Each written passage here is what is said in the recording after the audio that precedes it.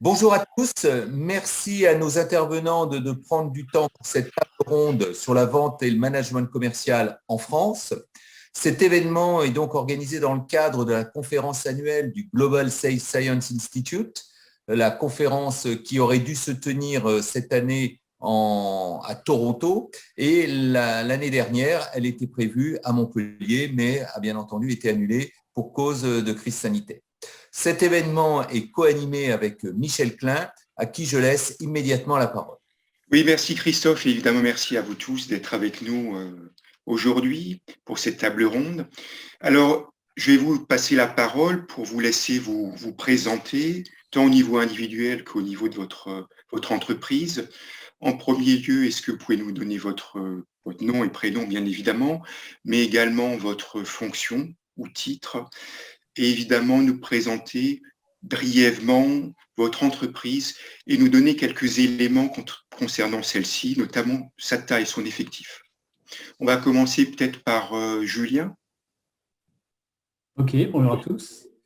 Donc, je m'appelle Julien Caro, je suis directeur de marché en charge des grands comptes de La Poste Solutions Business, notamment les grands comptes que l'on a dans certains secteurs, notamment la grande distribution, le retail, le e-commerce, qui font partie de nos grands clients, également de l'industrie et des services. La Poste Solutions Business, c'est quoi? C'est la force de vente en fait, qui commercialise certains produits et services de la Poste. Évidemment, les services et les produits historiques que sont le courrier, mais également les activités de colis qui sont évidemment très en croissance en ce moment avec le e-commerce, et puis également tous les produits nouveaux que l'on est amené à développer, notamment ceux autour de la logistique et des services de proximité. La Poste est une grande entreprise, tout le monde connaît la Poste. C'est près de 250 000 collaborateurs, c'est 30 milliards d'euros de chiffre d'affaires et c'est réparti sur 17 000 points de contact, points de vente, sur la France, mais aussi à l'étranger, puisque ça ne se sait pas forcément, mais 30% du chiffre d'affaires de la Poste est également réalisé à l'international. Merci Julien, je vous propose de changer de secteur d'activité avec Maria. Bonjour Michel, bonjour Christophe, bonjour à tous. Tout d'abord, je vous remercie pour cette invitation. J'ai le plaisir de partager avec vous les réalités actuelles de la société Sirful et de monde digital. Donc, je suis responsable commercial dans une petite PME française implantée à Strasbourg. Donc, c'est pas la même taille comme présenté par Julien, mais c'est une société qui est en forte croissance, on a plein de développement, notamment à l'international. Aujourd'hui, dans les sociétés de 30 personnes, les forces commerciales pures, si on peut dire, représentent 4 personnes sans prendre en compte deux avant-vents techniques et métiers. Pourquoi métier? Parce que Sirful, c'est une société qui propose des solutions digitales, en plateforme digitale, qui permettent de gérer les actifs industriels et qui ciblent principalement les industries de process. Donc, comme vous avez bien compris, nos clients, c'est des gros opérateurs industriels situés dans les domaines pétroliers, gaziers, chimiques, également pharmaceutiques ou agroalimentaires. Aujourd'hui, notre chiffre d'affaires principal, c'est au marché français, qui est assez typique pour une société française, mais on commence à avoir beaucoup plus de sollicitations, de demandes à l'international. Il y a 3 ans, on compte d'avoir plutôt 80% de chiffre d'affaires fait à l'international qu'en France. Notre métier, c'est un peu de métier particulier parce que des consommateurs, c'est plutôt on est sur les marchés de B2B avec des utilisateurs métiers comme les maintenances et l'inspection des équipements industriels. Je parlerai peut-être un petit peu plus tard de la cycle commercial et de la particularité de nos produits. Merci beaucoup Maria, je laisse la parole à Guillaume. Oui, bonjour à toutes et à tous. Merci également pour votre invitation. Ravi d'être avec vous aujourd'hui. Alors moi, je suis Guillaume Roy, je suis directeur commercial et marketing pour Royal Canin France. Depuis 9 mois maintenant, j'ai rejoint en fait, avant ce poste, j'étais sur un poste au niveau de la direction mondiale. Et avant cela, j'ai passé 20 ans dans le groupe Mars. Pour la petite anecdote, Royal Canin fait partie du groupe Mars depuis 2001 maintenant, 2002. Donc voilà, mais à la base, c'est un groupe français dont un vétérinaire est à l'origine et qui a été créé en 1967. Donc Royal Canin, c'est un groupe qui, évidemment, je pense que tout le monde connaît à travers les marques, a en tête en France la publicité d'Ennio Morricone avec le berger allemand qui court dans un champ, en tout cas pour ceux qui ont un peu plus de 30 ans. Et effectivement, notre cœur de métier, c'est tout ce qui est la nutrition santé pour les animaux de compagnie, notamment les chiens et les chats. La France est le deuxième plus gros marché, derrière les États-Unis, mais nous sommes présents partout dans le monde. Et aujourd'hui, Royal Canin, ça doit être 7-8 000 associés dans le monde. Et quand on prend Mars, alors on n'est pas aussi gros quand même que la Poste, mais Mars, on doit être maintenant 130 000 associés. Donc ça reste quand même un groupe de taille, effectivement, d'envergure internationale assez conséquent. Au niveau de la France, on doit être à peu près 440 personnes maintenant. Et moi, dans ma fonction, je suis plus précisément en charge de ce que l'on appelle les circuits spécialisés, c'est-à-dire les magasins ou les sites internet qui vendent des produits que l'on ne trouve pas forcément en grande distribution classique, les hypermarchés, les Carrefour, donc des choses que François-Xavier doit bien connaître peut-être. Donc moi, ce n'est pas du tout ma partie, je suis vraiment sur la partie circuit spécialisé avec des clients qui sont plutôt des jardineries, des animaleries, des magasins de bricolage, tout ce type de clients. Et on opère sur un marché qui, on a la chance, malgré le Covid, d'être sur un marché très dynamique, puisque aujourd'hui, beaucoup de foyers en période de confinement ont eu le bon réflexe de prendre un animal de compagnie pour les aider à passer ce cap difficile. Donc, c'est vrai qu'on est assez privilégié ou dans un contexte un peu difficile, on a la chance d'opérer sur un marché qui est resté très, très dynamique. Merci beaucoup Guillaume. François-Xavier. Bonjour à tous, donc ravi d'être là également. François-Xavier Apostolo, donc moi je suis vice-président chez Unilever France en charge des ventes. Je m'occupe du département commercial. Unilever c'est une multinationale de produits de grande consommation, donc des produits que vous avez certainement dans vos placards, des marques alimentaires, des marques de glace, des marques d'hygiène beauté, des marques d'entretien.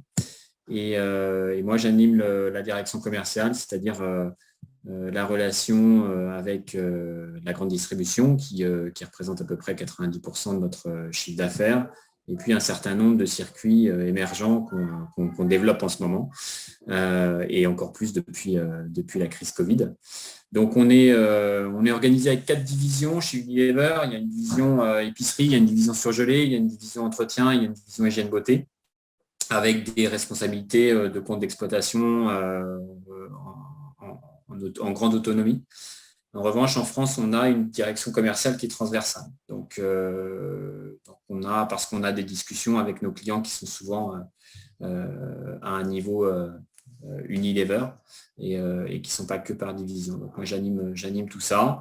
La France, c'est dans une multinationale, on a souvent la question, c'est quel est le poids de la France, la représentativité de la France. En fait, c'est le 6e pays d'Unilever dans le monde. Donc, quand on a des positions fortes sur des catégories, on est très important pour le groupe. Et quand on n'a pas de position forte, on est vu comme un gros potentiel. Donc, c'est plutôt des positions qui sont intéressantes à gérer en interne. Voilà. Merci beaucoup pour ces présentations. Alors maintenant, on va rentrer un petit peu dans le cœur de métier. Vous nous avez, pour la plupart d'entre vous, présenté vos marchés, vos clients, mais je vous propose d'approfondir tout ce qui est le management commercial. Alors, ça peut partir sur comment je recrute mes commerciaux, comment je les gère, les anime, comment je les motive, comment je les rémunère, comment je les contrôle, c'est quoi la performance, c'est quoi la structure. Je vous laisse un petit peu nous raconter votre vie, votre management commercial. On va se donner à peu près 5 minutes par personne. Et je propose, pour changer un petit peu l'ordre, Guillaume, par exemple. Allez, c'est parti. on va faire dans l'ordre chronologique, c'est une bonne idée. Donc, partir du recrutement. Donc, nous, chez Mars, on a en fait une équipe qui est cross-segment. On est un peu comme Unilever, on a des divisions dans le groupe d'alimentation humaine, d'alimentation plutôt, enfin, chocolat, de la nutrition animale. Et donc, on a une équipe maintenant qui gère le recrutement, le processus de recrutement pour toutes les divisions du groupe, en fait, qui gère les annonces et qui fait un premier entretien j'aime pas le terme, mais de filtre en tout cas. Et ensuite, on a les candidats et on fait un panel de recrutement avec des cas, comme à l'école en fait, un cas marketing ou un cas d'études, et puis ensuite des entretiens plus traditionnels. Et une fois que la personne est recrutée, on a un programme, alors j'allais dire un terme anglais, c'est pas bien, un programme d'accueil avec différentes formations techniques, fonctionnelles, connaissance du groupe, des chiffres clés. Et ensuite, un commercial chez nous, il va avoir, pour information, on a une structure avec en France près de 50 commerciaux pour la partie magasin, donc, dont j'ai la charge, qui sont encadrés par 6 chefs des ventes et un directeur national des ventes. Donc voilà, qui lui-même me rapporte, qui est dans mon équipe de direction. Et ensuite, les commerciaux, en fait, leur métier consiste à visiter des magasins, des points de vente. En moyenne, ils en ont une centaine chacun. Et donc, leur action au quotidien, c'est de s'assurer un peu, c'est ce qu'on appelle les 4P, que les produits qui ont été négociés avec nos clients, les centrales notamment, sont bien présents, que les promotions qui ont été aussi négociées sont présentes, les produits sont là avec le bon prix, avec le bon positionnement linéaire. Donc ça, c'est très, très classique, je dirais, mais c'est vraiment le cœur du métier finalement. Et ensuite, pour ce faire, dans la visite, je dirais, plus traditionnelle, on a ce qu'on a appelé les 10 étapes de la visite. Donc c'est assez traditionnel dans beaucoup d'entreprises. Tout le monde a un peu sa méthodologie, mais finalement, c'est assez traditionnel et ça passe beaucoup par déjà faire un audit du magasin quand on arrive, savoir si effectivement ce que l'on est censé trouver dans le magasin est bien présent, parce qu'avant d'investir de l'argent pour faire de la promotion ou des choses additionnelles, déjà s'assurer que les bonnes références sont présentes. Ce qu'on dit, le cœur du métier, c'est d'avoir déjà les bons assortiments aux bons endroits dans les bons magasins. Et après, c'est tout un processus classique qui part de s'assurer que la préparation de la visite a bien été effectuée, avoir les différentes étapes de contact, de connaissance, de comment on convainc en utilisant les bons arguments son interlocuteur en point de vente, et puis ensuite bien conclure la visite, bien verrouiller la vente pour être sûr qu'on a bien compris. Des fois, l'entretien peut durer 1h30 à 2 heures, s'assurer qu'à la fin de chaque visite, on ait une forme de synthèse de la visite et être sûr que chaque partie est claire sur qu'est-ce que l'on doit faire avant la prochaine visite. Pour ce faire, ils sont aidés d'outils, c'est une tablette notamment, dans laquelle maintenant ils ont quasiment toutes les informations dont ils ont besoin au sein d'une même source qui est une tablette digitale et qui leur permet de préparer leur visite, de faire leur routing, alors ça va être traduit par routing pour les Anglais, mais leur circuit de visite, et puis effectivement d'avoir toutes les informations importantes relatives aux clients, avec l'historique des visites et ce qu'ils ont appris et ce qu'ils doivent faire pour les prochaines. Donc voilà, je dirais que c'est un peu le cœur du métier d'un vendeur aujourd'hui dans le groupe Mars, et sachant que ça, c'est la partie très fonctionnelle. Et évidemment, on attache aussi une grosse importance à toute la partie développement personnel. Et ça, c'est aussi leur rôle, accompagné par leurs équipiers, leurs managers, leurs chefs des ventes, pardon. On identifie, et je conclurai par ça, pour chacun d'eux 2 à 3 compétences personnelles. Ça peut être savoir convaincre, ça peut être savoir traiter une objection, savoir résister à la pression. Et donc ça, tous les ans, chacun de nos commerciaux a 2 ou 3 maximum compétences plus personnelles sur lesquelles on lui demande de travailler pour l'aider à grandir, prendre de l'épaisseur et ensuite pouvoir évoluer dans l'organisation. Peut-être en 1 minute, ce qui peut intéresser, c'est le système de rémunération et concours, des choses comme ça. Oui, donc ils ont une rémunération, la grosse partie de la rémunération est fixe, et ils ont aussi une partie variable qui est basé sur des éléments à la fois quantitatifs et qualitatifs.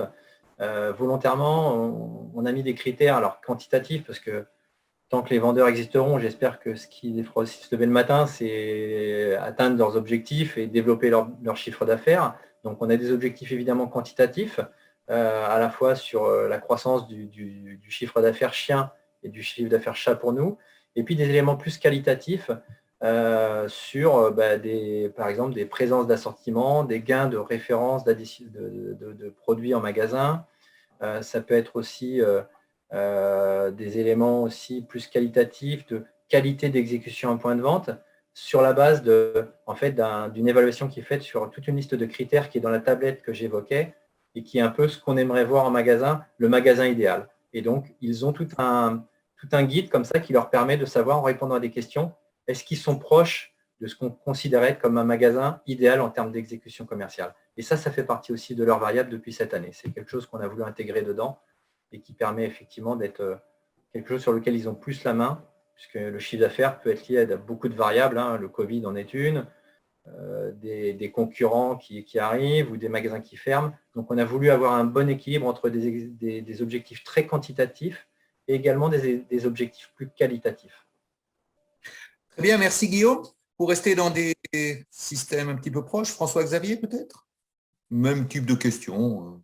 Oui, en fait, beaucoup de similitudes avec ce que vient de décrire Guillaume. Bon, c'est normal, on est sur des univers qui sont assez proches. Donc, moi, je dirais, on est dans des sociétés où le département des ventes est souvent toujours le département le plus étoffé en termes de population.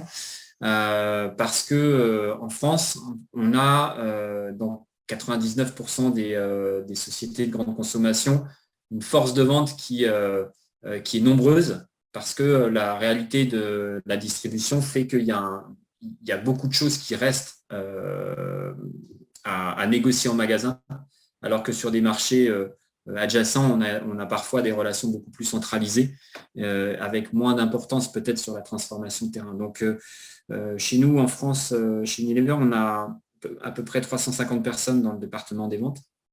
On a 2 forces de vente, une force de vente dédiée aux produits alimentaires et glaces et une force de vente sur les catégories entretien et hygiène beauté. Organisation assez classique avec des directions régionales, donc des postes de directeurs régionaux à qui sont rattachés une douzaine de vendeurs.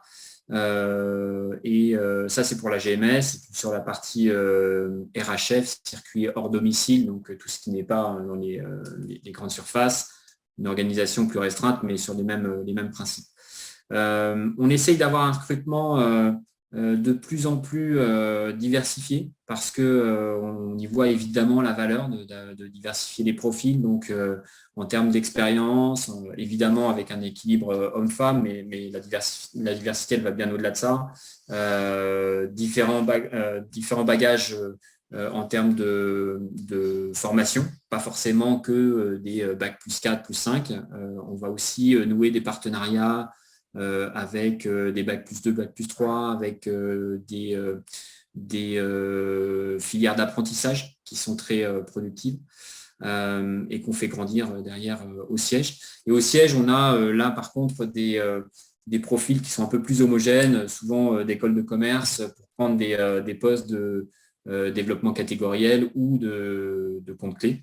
Voilà, donc on essaye de vraiment faciliter la mobilité interne, parce qu'une personne qui a fait 3 ans de ce qu'on appelle catégorie management, donc du développement catégoriel, qui fait de la négociation derrière, ou qui fait un passage sur le terrain, soit vraiment en tant que vendeur ou dans un poste de management de terrain, c'est toujours hyper enrichissant et c'est des profils évolutifs qui sont importants pour nous.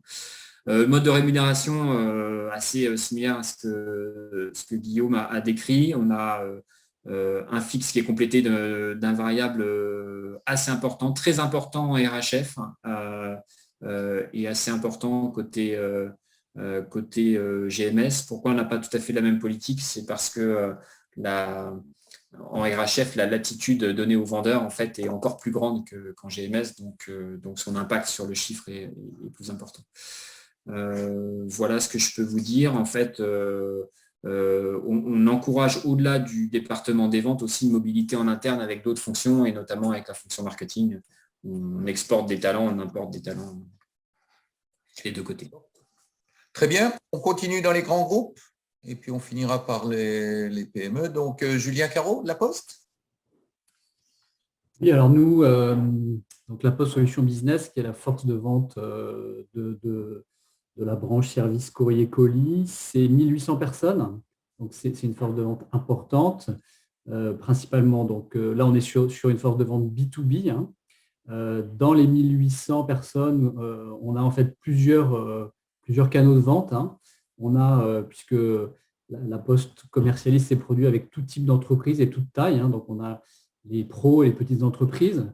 Donc là, on est plutôt sur des modalités de vente sur des plateaux télévente. Donc là, on a des vendeurs en télévente. Après, on a des entreprises de taille plus importante qui sont en région. Donc là, on est sur une commercialisation dite face à face avec des vendeurs qui vont rencontrer nos clients en région, en territoire. Et puis après, on a une force de vente dite grand compte qui va du coup commercialiser nos produits et services auprès de grands comptes, soit nationaux, soit régionaux, avec du coup des ventes qui peuvent être plus complexes. Il faut savoir, on a fait le choix d'une force de vente qui est généraliste, malgré le fait qu'on ait finalement beaucoup de produits différents à vendre, hein, puisqu'un vendeur il peut être amené à vendre des solutions de courrier assez simples, du courrier de gestion par exemple, pour tout ce qui est facture, comptabilité, fournisseur. Dans le courrier, on a aussi à vendre des solutions marketing, c'est-à-dire utiliser le courrier comme un média pour communiquer vers ses clients, avec autour de ce courrier marketing, des solutions data digitales de plus en plus qu'on est amené à commercialiser. Donc ça, c'est de l'activité, on va dire, historique. Et puis, il peut être amené à vendre évidemment toutes les solutions colis, avec nos marques Colissimo, Chronopost, par exemple, en France. Donc là, on est sur le colis, voilà, Colissimo ou Chronopost Express. Et puis, de plus en plus, il est amené à vendre des nouveaux services et des nouvelles activités sur lesquelles la Poste s'est beaucoup développée ces dernières années.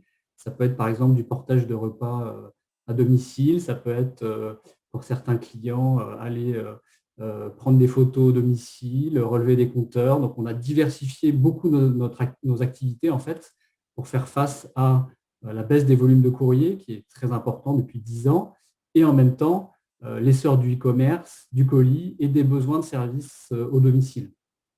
Donc, cette force de vente généraliste, en fait, elle est amenée à rencontrer tout type d'interlocuteurs, des directions marketing, des directions commerciales, mais aussi les directions des services généraux, pour vendre toutes ces solutions, ce qui n'est pas forcément simple. Et du coup, elle est entourée d'experts qui sont spécialisés dans certaines activités, donc des experts sur le courrier, des experts sur le colis, sur la logistique et sur les nouvelles activités. Donc, c'est une force de vente qui finalement est assez diversifiée, force de vente généraliste, entourée d'experts, et puis multicanal, puisque du coup, on a aussi évidemment beaucoup développé les différents canaux de vente, puisque c'est indispensable. Aujourd'hui, un client il doit pouvoir accéder à des solutions, soit au téléphone, soit sur Internet, soit évidemment avec un commercial qui va être amené à rencontrer directement pour des solutions plus complexes. Voilà. Ce qui fait que face à cette diversité, évidemment, en termes de recrutement, de profils, on a des profils assez divers, mais aussi des possibilités d'évolution importantes au sein de cette force de vente. On peut commencer commercial en région et puis continuer par être un grand compte au national, à gérer des business assez importants avec une vision plus importante. Donc, dans les profils de nos vendeurs, on a pas mal de promotions internes. En fait, on leur propose des parcours de formation et d'évolution en interne. Mais compte tenu évidemment de la taille de notre force de vente, on est amené évidemment aussi à beaucoup recruter en externe avec des profils voilà, assez divers et qui font appel à différents secteurs parce que finalement, on œuvre sur beaucoup de marchés. Hein. On a 3 grands marchés. On a le marché, un marché pour le secteur public, par exemple. Hein, on travaille beaucoup évidemment avec les collectivités territoriales, les acteurs publics. Donc, il faut un peu connaître ce secteur. Donc, on peut être amené à recruter des gens qui connaissent ce secteur. Notre deuxième grand marché, c'est tout ce qui est autour de la banque, de l'assurance, des mutuelles, puisque ce sont des très grands clients qui font, par exemple, beaucoup de courriers, qui ont beaucoup de besoins autour de solutions data digitales. Donc là, on peut être amené à recruter des gens qui connaissent bien le secteur. Et puis notre troisième grand marché, c'est tout ce qui est autour du commerce, du e-commerce, du retail, de l'industrie. Donc là aussi, on peut être amené à recruter des gens qui ont travaillé dans ces secteurs et qui, du coup, vont apporter aussi leur expertise. Qu'est-ce que je peux vous dire d'autre sur notre force de vente, sur peut-être les éléments de rémunération? Bon, c'est assez classique finalement. On a aussi, évidemment, tous nos vendeurs ont une part fixe, une part variable, avec dans la part variable deux grandes thématiques, une part qualitative et puis une part quantitative liée à l'atteinte de résultats qui sont en général de deux ordres. Il y a une partie qui est liée, comme nos vendeurs ont des portefeuilles, ils sont amenés à fidéliser les clients, fidéliser l'activité. Donc, ils doivent obtenir des résultats de fidélisation et donc de réalisation d'objectifs fixés à l'avance. Et puis, ils ont une part de new business, de nouveaux marchés, de développement commercial, sur lesquels ils sont commissionnés avec un pourcentage sur le chiffre d'affaires qu'ils signent, avec des boosters sur certaines activités qui sont stratégiques et qu'on veut développer, par exemple, toutes les nouvelles activités, tous les nouveaux services, toute l'activité colis qui est évidemment un levier de développement très important pour nous en ce moment. On met des boosters pour mobiliser nos forces de vente autour des activités qu'on veut absolument développer. Qui sont les priorités pour le coup. Voilà. Merci beaucoup, Julien. Donc là, on repart maintenant dans l'univers plus PME, PMI. Maria? Oui, tout à fait. Donc, je vais commencer par les débuts, les process de recrutement. Bon, je pense qu'il est assez classique. Par contre, les choses qui est assez particulier pour notre société, c'est d'identifier les bons candidats pour rejoindre l'équipe commerciale.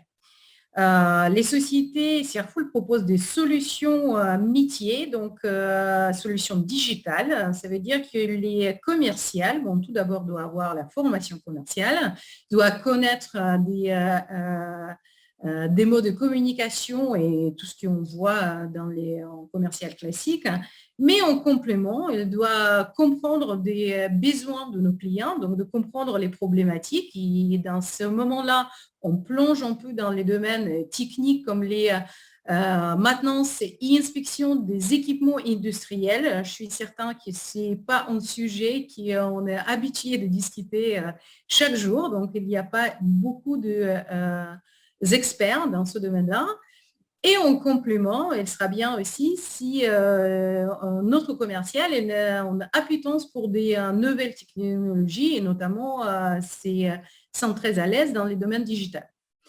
Donc, dans ces cas, il y a toujours une veille des ressources humaines qui est assurée par notre service administratif parce qu'on ne peut pas se permettre d'attendre que des candidatures entrants et donc on mène une veille régulière pour identifier des bons candidats qui en souhaitera intégrer à notre équipe.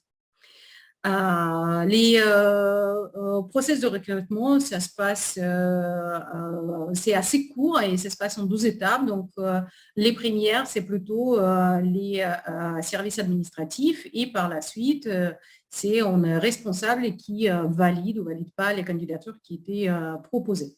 Par des postes clés également, il y a aussi l'entretien avec les présidents et les fondateurs de sociétés, mais c'est plutôt rare.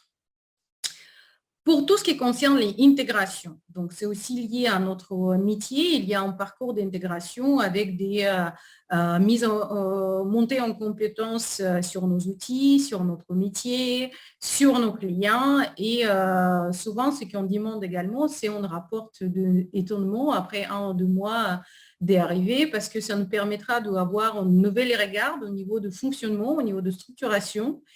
Et d'implémenter en quelque sorte une amélioration continue. Qu'est-ce que c'était bien fait? Qu'est-ce que c'est utile dans les parcours d'intégration? Est-ce qu'il y a des sujets de rajouter en complément ou pas? Au niveau de structuration de force de vente, donc, comme j'ai dit précédemment, sans prendre en compte des avant-ventes techniques qui est plutôt rattaché aux services techniques, les services commerciaux comptent aujourd'hui 4 personnes. Les 4 personnes, ça s'est situé au niveau de typologie de vente. Donc, Serfoul aujourd'hui, si on peut dire, elle est dans les périodes de transition où on passe de vente directe vers plutôt de vente indirecte, parce que notamment grâce à la situation économique, on s'est rendu compte que pour les exports, pour l'internationalisation, il est beaucoup plus pertinent dans notre cas d'identifier un partenaire et par les biais de ces partenaires, c'est représenté à l'international que de s'implanter directement dans un pays. Donc, nous avons une personne qui gère plutôt des relations avec les partenaires, ça veut dire qu'il accompagne les partenaires et les forces commerciales de notre partenaire. Nous avons un commercial qui intervient plutôt sur des comptes clés, donc on travaille avec des sociétés qui ont implémenté nos solutions au niveau de groupe, par exemple, où nous avons plusieurs sites opérationnels qui appartient à un groupe, donc c'est un client qui peut contenir par exemple 14 sites. Pour nous, c'est considéré comme un compte clé. Les troisièmes personnes, il est plutôt en vente en direct, donc plutôt toutes les clients, si on peut dire, des tailles moyennes, où ils assurent tous les cycles à partir de la prospection, donc qualification jusqu'à closing de ce client. Et également, nous avons une personne qui est plutôt tout ce qui concerne des générations de leads, identification des prospects, identification des projets, donc pour alimenter 2-3 personnes qui sont plus, si on peut dire, dans les terrains, même si nos commerciaux, ils sont plus en distance que dans les terrains, dans les sens propres. Au niveau de Matrix et de suivi, c'est aussi un process, on peut dire, assez classique parce que les commerciales, chaque commercial est toujours en partie fixe et en partie variable. Donc, nos indicateurs de performance, c'est plutôt les valeurs de pipe commercial, des nombres de ventes, du nombre de projets, des tailles de projets. Également, chaque commercial, il est commissionné sur les ventes qu'il avait effectuées. Il a en complément un bonus annuel si ses objectifs étaient atteints. Et également des personnes qui plus en génération de leads des projets. Il également, on a en commission en fonction de projets qui sont réussis et qui allaient jusqu'à les derniers stades, donc signature de contrat. Aujourd'hui, je voulais aussi un petit peu parler peut-être de vente en direct parce que c'est quelque chose qui, je trouve, arrive en minima dans notre société plus par les situations économiques. On était plus dans on était plus sur les sujets de classiques, donc des prospections, qualification de prospects et des ventes directes et également les ventes directes à l'international. Aujourd'hui, on s'est rendu compte que pour nous, par exemple, un des marchés porteurs, c'est les États-Unis et la Russie. Comme on travaille dans l'industrie de process, c'est des pays qui possèdent des ressources naturelles et donc il y a beaucoup de sites qui pourront implémenter nos solutions. Bien évidemment, on ne pourrait pas, dans les périodes actuelles, on peut dire toujours, facilement s'implémenter à l'international, assurer des déplacements, assurer les visites clients. Et donc, c'est là qui nous avait poussé d'aller vers la vente indirecte, vers l'identification de partenaires. Ça peut être un partenaire technique, commercial, un partenaire métier qui représente nos produits, mais sachant que nos produits sont en complément avec les services qu'ils proposent déjà, qui permettent plutôt d'avoir un portefeuille global, une offre globale qu'on propose aux clients. Très bien, merci beaucoup pour ce tour d'horizon. Okay. Alors, je reprends la parole parce qu'il me vient une question qui me semble importante, qui est la suivante. Quels sont les facteurs clés de succès dans votre organisation commerciale? Les facteurs clés de succès. Et je nous propose de prendre ce terme organisation commerciale au sens large, les processus, les outils, les acteurs, tous les éléments qui peuvent participer au succès commercial. Et pour être relativement bref et synthétique, ce que je nous propose de faire, c'est de nous concentrer sur 3 facteurs. Donc, quels seraient dans vos entreprises respectives ces 3 principaux facteurs qui impactent votre chiffre d'affaires et donc qui amène donc une réussite en vente. Et je nous propose de commencer, pourquoi pas, par Maria à nouveau. Maria, donc les 3 facteurs clés de succès concernant la fonction commerciale. Pour nous, les premières, les plus importantes, c'est savoir bien cerner et identifier les besoins du client. Les deuxièmes clés de succès, c'est plutôt de proposer une solution qui correspond aux besoins, qui répond complètement aux besoins du client. Et les troisième chose, c'est plutôt les capacités de s'intégrer facilement dans un périmètre IT de nos clients. Aujourd'hui, dans l'industrie, quand vous rentrez dans une usine, vous retrouvez toujours les multiplicités de solutions digitales qui interviennent sur les gestions à partir de la gestion financière jusqu'à la logistique. Et bien évidemment, en tout ce qui concerne des installations industrielles, les possibilités de s'implémenter facilement, de savoir communiquer avec des autres outils, avec des outils tierces, c'est quelque chose qui ne doit pas être négligé parce qu'un outil indépendant, malheureusement, ne va jamais prendre un rôle important. Très bien, merci beaucoup, Maria. Les 3 facteurs clés de succès dans la fonction commerciale, Guillaume. Alors, je vais peut-être pas être très original par rapport à ce qu'a dit Maria, mais effectivement, pour moi, la première, c'est vraiment effectivement la bonne connaissance de son client, de ce qui le motive et comprendre ses réels besoins. La deuxième, c'est s'assurer qu'on soit véritablement perçu comme un apporteur de valeur ajoutée à notre client. Et la valeur ajoutée, c'est pas juste essayer de faire grossir son propre chiffre d'affaires, mais c'est comment on peut aider le client à grandir. Donc ça, pour moi, c'est vraiment quelque chose, une approche qu'il faut vraiment que l'on s'approprie davantage, je trouve, chez nous. Et puis, j'allais dire, dans la démarche commerciale aussi, c'est la maîtrise de la data. Aujourd'hui, je pense qu'on vit dans un monde où la data maintenant fait florès, on a de plus en plus de data. Donc, c'est comment on arrive à tourner cette data en insight, excusez-moi le terme, mais en vrais éléments qui permettent d'influencer votre stratégie commerciale ou stratégie tout court en allant toujours vers plus de précision. Merci beaucoup. François-Xavier. Un point qui n'est pas technique. Bon, après, je travaille dans une industrie qui n'est pas très compliquée. On vend des produits de grande consommation, mais je vais vous citer 2 dimensions un peu techniques et une dimension purement d'état d'esprit. Dans des organisations comme les nôtres, je pense vraiment que c'est au département des ventes d'insuffler un esprit de conquête, de croissance, capacité à faire bouger les énergies, à aligner les projets en interne. Donc cette capacité à faire preuve d'un peu d'entrepreneuriat dans des grosses structures, ça doit venir des ventes. Et si on n'a pas ça dans des structures commerciales, on a un problème.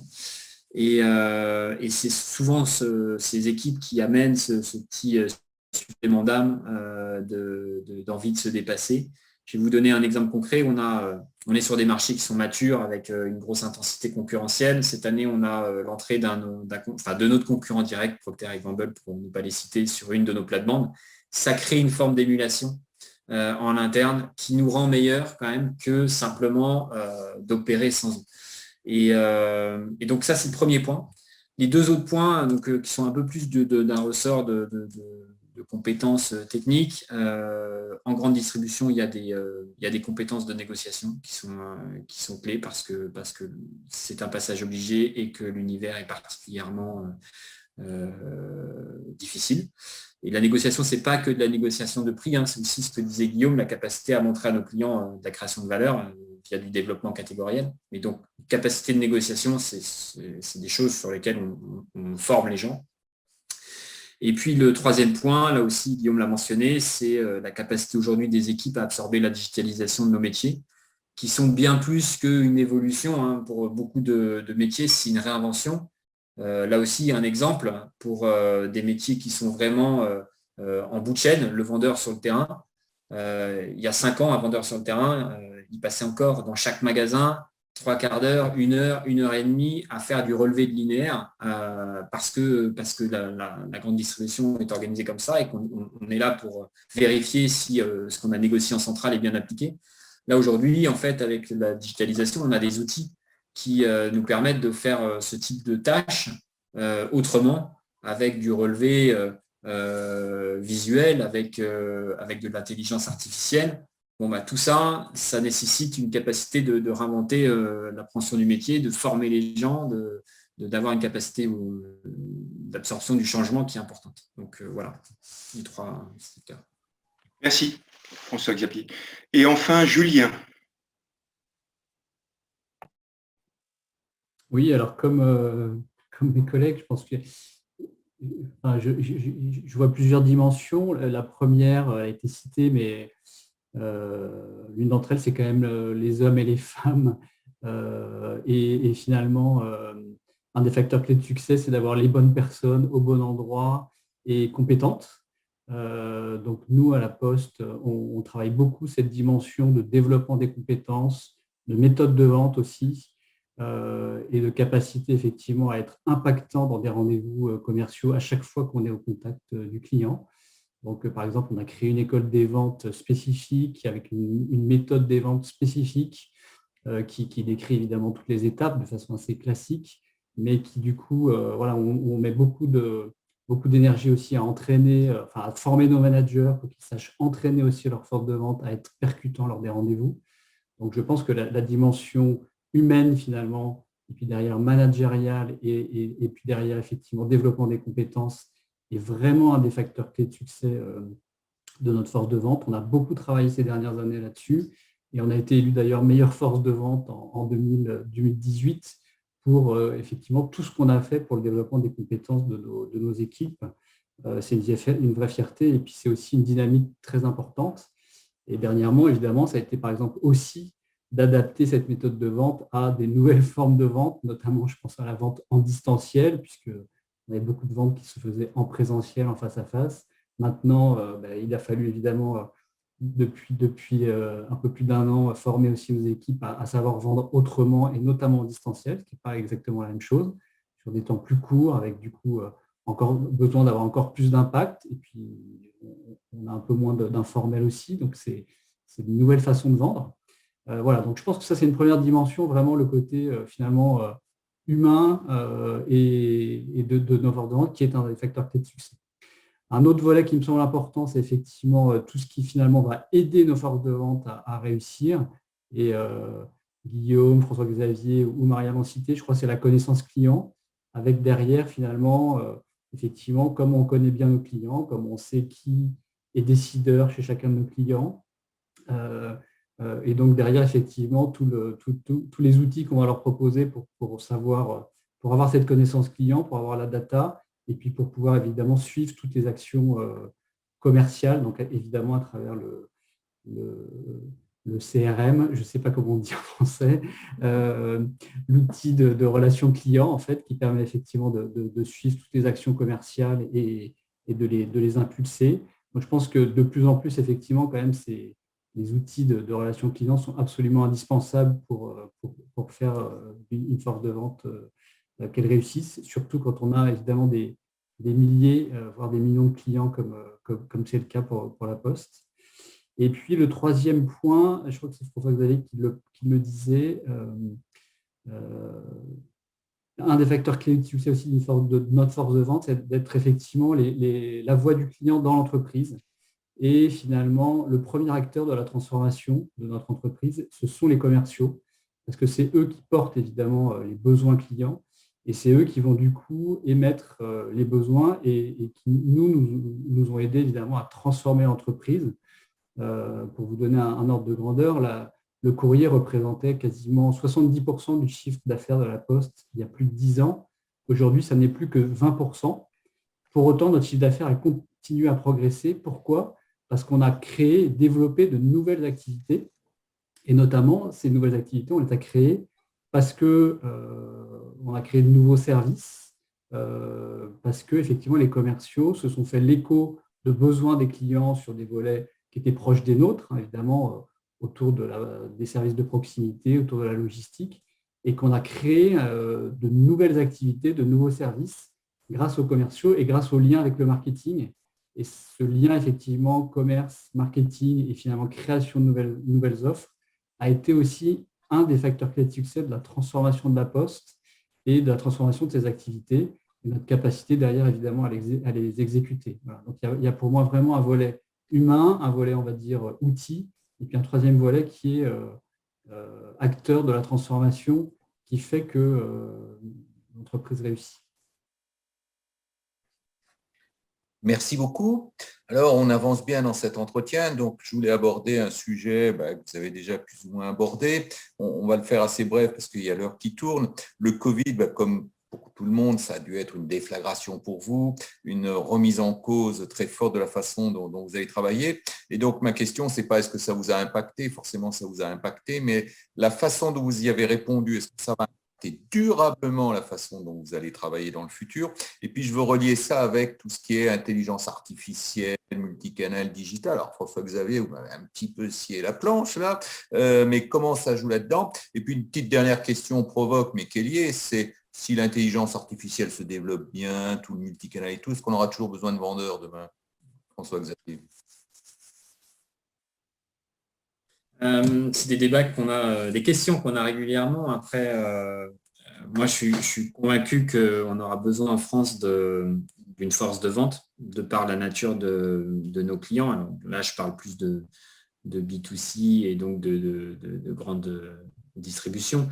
Mais vous savez qu'en France, en fait, il y a 50% du business qui se fait avec des acteurs indépendants. Et donc, qui dit indépendant dit qu'une grosse partie de la négociation et de la compétitivité de nos plans d'affaires se négocie aussi en magasin, en région et aussi en magasin. Donc, c'est le cas chez Leclerc, c'est le cas chez Intermarché, c'est le cas dans les magasins U.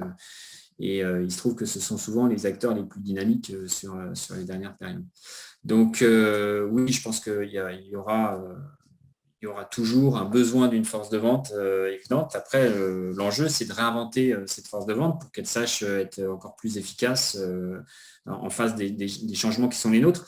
Je reste sur Leclerc, qui est le premier client en France, en grande distribution, indépendant, et pourtant un des plus innovants, puisque pionnier sur ce qu'on appelle le drive, un modèle de commande en ligne et de passage de récupération de commandes en magasin, le click and collect en anglais. Leclerc est pionnier là-dessus et aujourd'hui, sur certaines catégories, on atteint 15, 20, 25, voire 30% du chiffre d'affaires de la catégorie qui est fait en drive. Et on ne travaille pas de la même façon le drive que du magasin traditionnel. Donc, la crise a été un accélérateur de tout ça. Le drive a explosé, donc on a dû aussi réallouer des ressources en interne, penser différemment, parce que en ligne, en fait, c'est pas simplement un combat de référencement de produits, mais c'est aussi un combat sur la visibilité des produits en ligne. Ça ne sert à rien d'avoir 100 références s'il y en a 70 qui sont dormantes parce que jamais vues arrivant en 5e, 6e ou 10e page d'un site de commerce. Il faut surtout investir sur les bonnes références et les rendre visibles. Et puis après, via tout ce qui est ce qu'on appelle le data marketing, c'est-à-dire la capacité à exploiter la data pour générer du trafic en ligne et amener les acheteurs sur les sites de commerce là où sont nos marques. Là aussi, on réinvente l'investissement, on réinvente la collaboration entre marketing et vente, ce qui est assez intéressant. Donc ça touche, en fait, cette évolution, elle touche à la fois des postes commerciaux centraux au siège. Un compte clé aujourd'hui agit différemment. Le compte clé Leclerc, il doit gérer 20% d'un business qui se fait maintenant en ligne. Donc ça, c'est complètement différent de ce qui existait il y a 5 ans. Et un vendeur doit aussi se réinventer parce que équiper de nouvelles solutions, parce que le parc de magasins qu'il visite change. Autrefois, un vendeur, une force de vente, c'était essentiellement dirigé vers de l'hypermarché parce que plus de volume, plus de rentabilité. La crise a bousculé ces équilibres. Vous avez vu l'émergence de tout ce qui était circuit de proximité. Et donc, nous, on a fait le choix, par exemple, d'aller beaucoup plus loin en couverture, donc de réduire un petit peu la fréquence de nos visites en hypermarché pour pouvoir couvrir plus de magasins qui étaient porteurs de croissance. Donc, beaucoup d'évolutions. On a essayé d'être agile, mais là, je reviendrai juste pour conclure sur mon point d'état d'esprit. La crise aussi a révélé parmi nous ceux qui avaient peut-être ce petit supplément d'âme qui faisait la différence. On a été très fiers chez nous d'être les premiers en GMS à revenir dans les magasins lors du premier confinement, le 20 avril. Et là, on a été salué quand même parfois par des clients avec lesquels on a des relations qui sont plutôt transactionnelles, parfois un peu conflictuelles, il faut l'avouer. Là, on était plus dans le partenariat et c'était reconnu. Voilà. Super.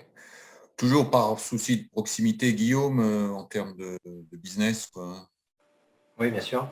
Un peu de façon similaire à ce qu'a évoqué François-Xavier, moi je reste un fervent défenseur de la fonction commerciale et je reste persuadé que malgré l'essor du e-commerce, il y aura toujours un rôle clé à jouer par nos équipes commerciales auprès des magasins parce que de toute façon, qui dit omnicanalité, par définition, dit du magasin, du client, du magasin physique, mais aussi du commerce.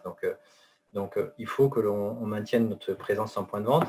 Par contre, effectivement, c'est comment on fait évoluer le rôle des commerciaux. J'ai bien aimé l'image de se réinventer. Et là aussi, c'est comment on recrée de la valeur ajoutée pour nos clients. Et donc, nous, un exemple tout bête, mais moi, aujourd'hui, ce qui m'intéresse, c'est dans ce monde d'omnicanalité, finalement, la problématique qu'on va rencontrer, et qui était déjà le cas avant, mais encore plus aujourd'hui, c'est comment créer du trafic dans un point de vente pour les magasins physiques. Parce qu'effectivement, aujourd'hui, dans votre canapé, vous achetez facilement. Au niveau de la praticité, le online est mieux. Souvent, au niveau des prix, on trouve des sites très bon marché. Donc, qu'est-ce qui va faire qu'un consommateur va faire l'effort d'aller prendre sa voiture pour faire une visite supplémentaire?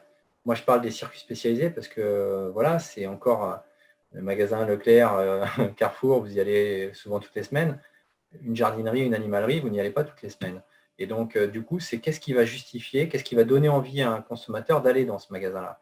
Et là, pour moi, c'est vraiment sur la qualité et l'expérience d'achat qu'il va avoir. Et moi, c'est vraiment là-dessus que j'insiste auprès de mes équipes, c'est comment on crée une expérience positive à travers une qualité de conseil, peut-être une personnalisation aussi. Quand on rentre dans le magasin, je suis désolé, mais si la personne connaît mon animal, vient vers moi, me pose des bonnes questions, s'intéresse à moi, peut-être que l'expérience va être favorable et je me dirais, tiens, ça me donne envie de revenir une prochaine fois.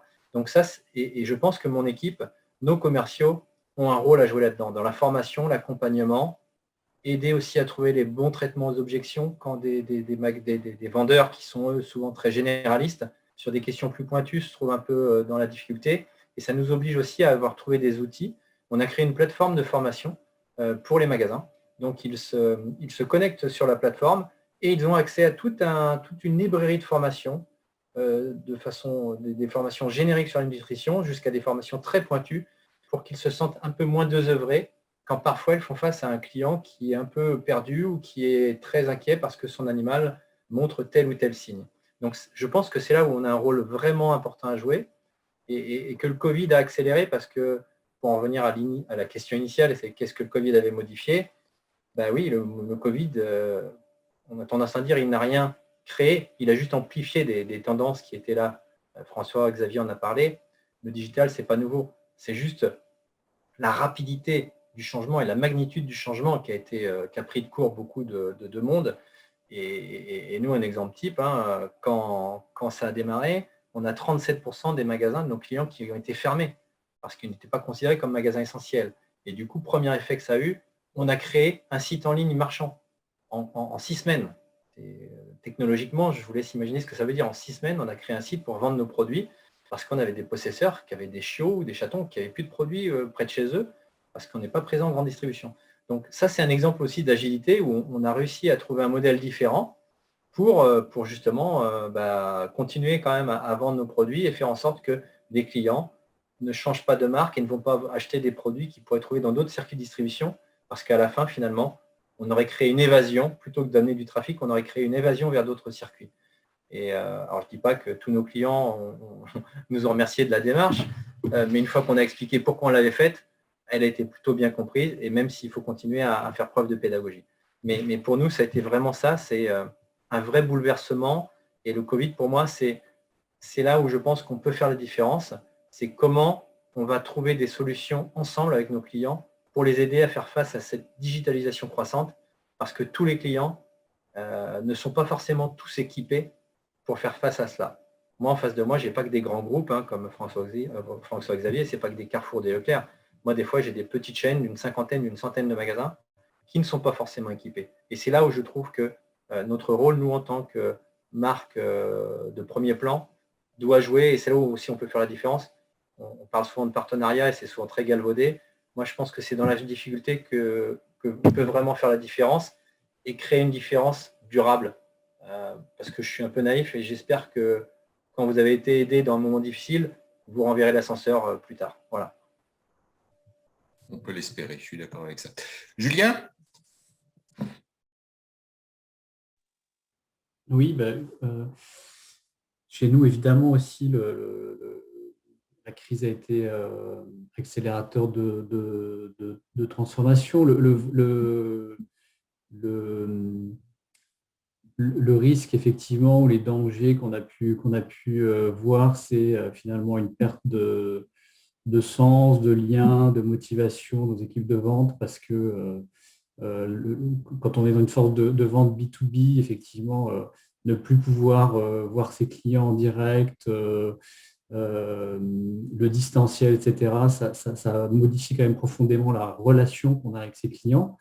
Voilà. Et pour autant, on voit bien qu'effectivement, aujourd'hui, la relation commerciale ou les forces de vente, elles sont de plus en plus omnicanales, c'est-à-dire que le rôle du commercial, c'est effectivement de vendre en face à face, mais c'est aussi d'être un influenceur, d'apporter du conseil, de le faire via différents canaux finalement de communication. Et c'est ça qui a accéléré certaines transformations, notamment effectivement sur l'omnicanalité finalement l'omnicanalité de la vente. Et là, effectivement, on accélère pas mal sur effectivement des outils de vente, alors du self-care par exemple pour nos clients, c'est-à-dire la capacité à contractualiser en direct via des outils digitaux, et en même temps que du coup le vendeur ou la force de vente du coup soit plus dans le conseil, l'expertise et l'apport de solutions effectivement à ses clients sur des solutions qui peuvent parfois être plus complexes à construire ou des solutions sur mesure. Et c'est là où les différents canaux finalement sont complémentaires.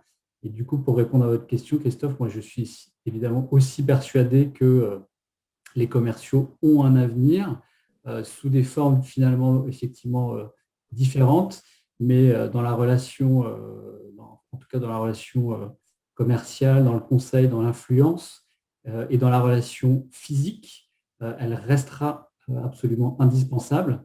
Parce que si le côté digital l'est aussi aujourd'hui dans la vente, la relation physique, pour moi, reste aussi importante. On est la Poste, on est un réseau de proximité.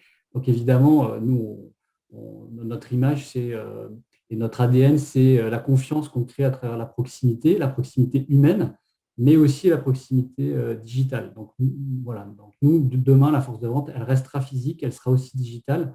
Et on sait que dans la relation humaine, physique, on capte aussi plein d'informations pour comprendre le besoin d'un client.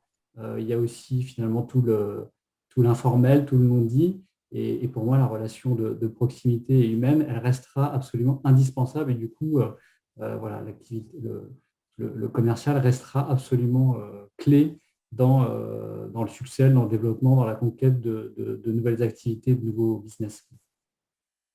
Je suis toujours frappé quand je discute de ces problématiques avec des cadres, des managers, du parallèle avec l'éducation et l'enseignant. C'est exactement la même chose. On peut poser la même chose. Est-ce qu'il y aura toujours des profs dans 20 ans ou 30 ans? L'e-learning, ça marche très très bien, mais en fait, c'est quelle est la création de valeur, la proximité, etc. etc. Maria, Je vais commencer par les petites anecdotes, notamment sur l'intelligence artificielle. Je pense qu'en tout ce qui concerne l'industrie, en plus récemment, j'ai participé dans les conférences dédiées à l'intelligence artificielle pour l'industrie. Je pense que les valeurs les plus importantes de l'intelligence artificielle, c'est dans les traitements de masse de données qu'on retrouve dans chaque domaine. Ça représente une forte valeur. En tout ce qui concerne de remplacement d'un intellect humain par un intellect artificiel, souvent je vois des projets industriels où on rêve d'avoir une usine qui est opérée que par des robots.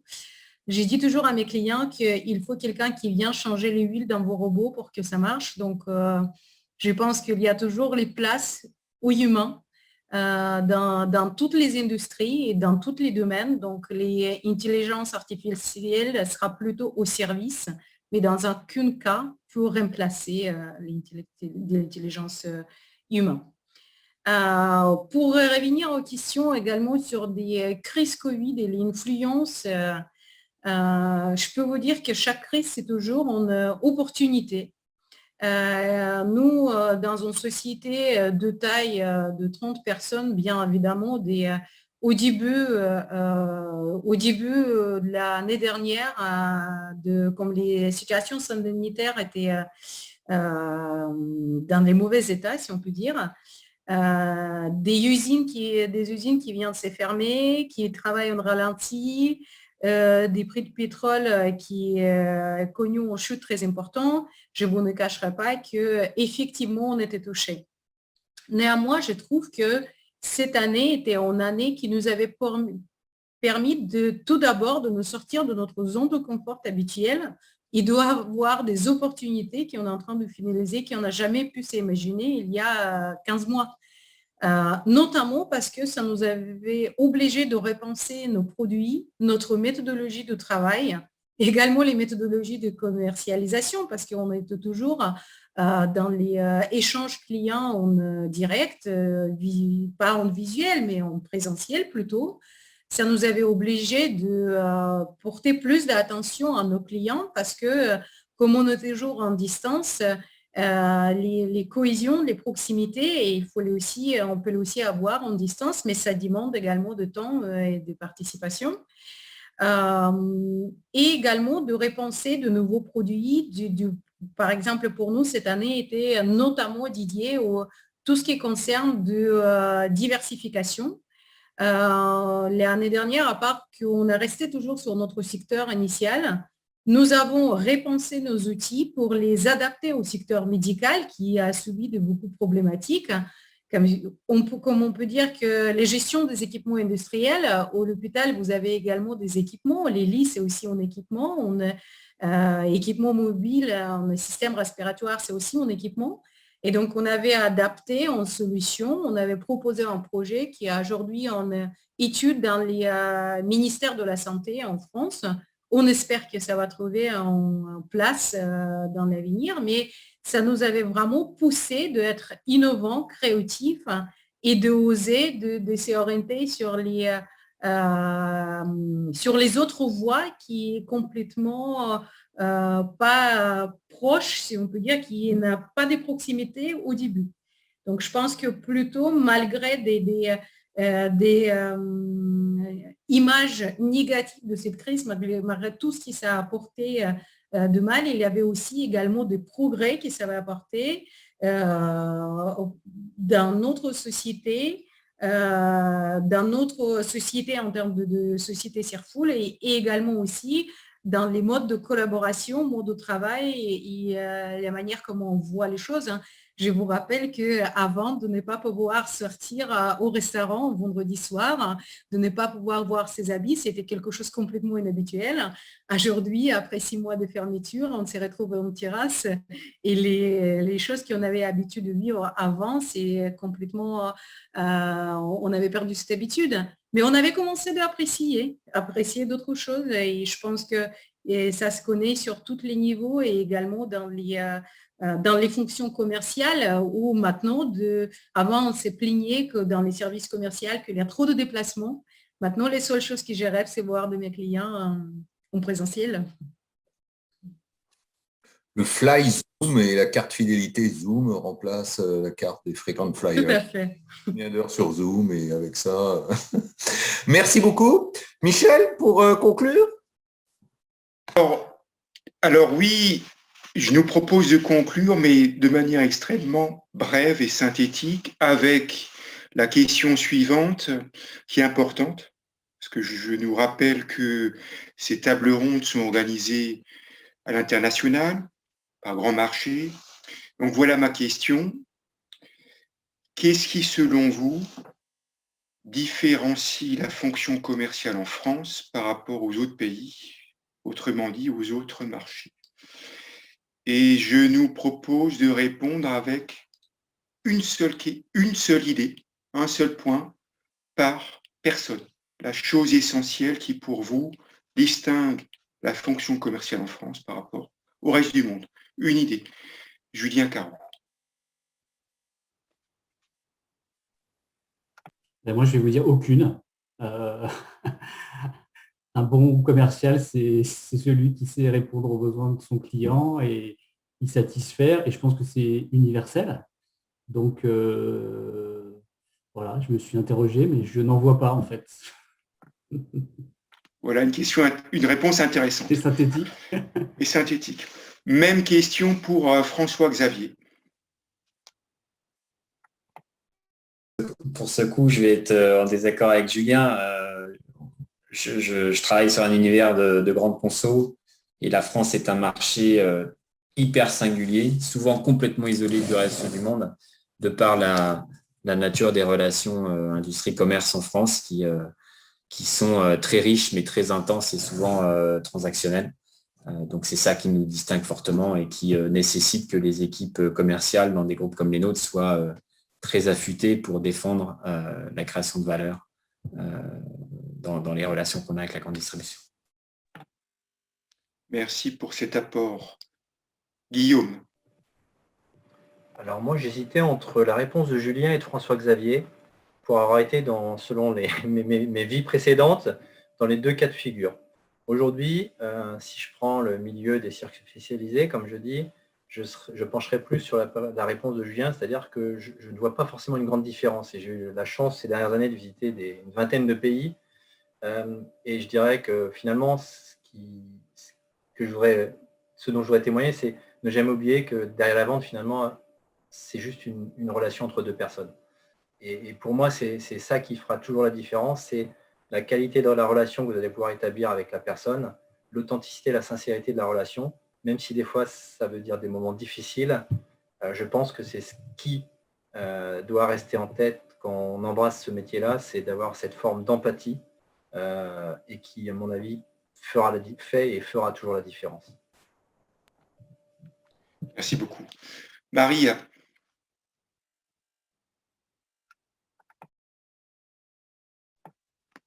Avec le micro. Maria, le micro.